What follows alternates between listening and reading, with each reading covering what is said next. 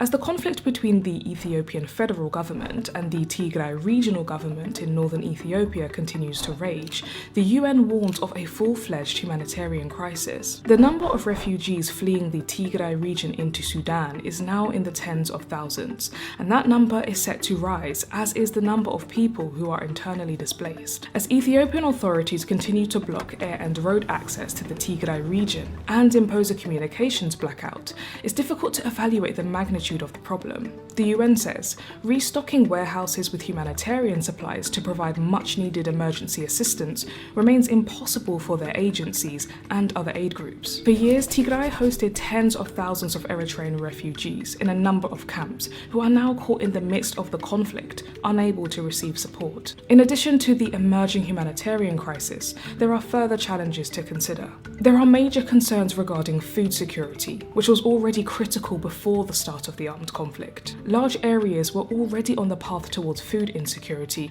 because of the unprecedented locust invasions, which had a severe impact on crop harvests. With most people in Tigray being subsistence farmers, the locust invasions have increased the pressure on farmers to be able to produce enough crops for survival.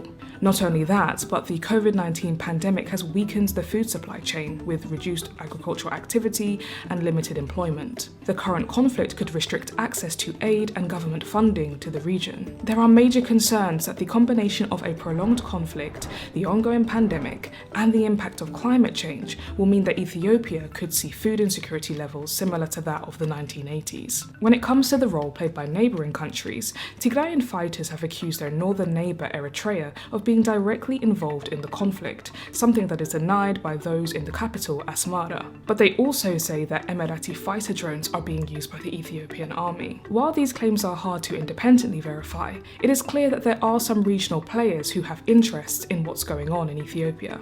For a decade now, Sudan and Egypt have been in talks with Addis Ababa over Ethiopia's $4.6 billion megadam over the River Nile, which is nearing completion now. But so far, the talks haven't managed to reach a comprehensive deal. Ethiopia has been one of the leading contributors of peacekeeping forces for the UN, and its army is involved in Somalia. If the conflict continues, these missions will likely be reduced. Prime Minister Abiy Ahmed promised a quick and surgical military offensive, but there are some who are not certain if the conflict will end soon. But even if it does end quickly, the country, particularly Tigray and its people, will continue to feel its impact for some time to come.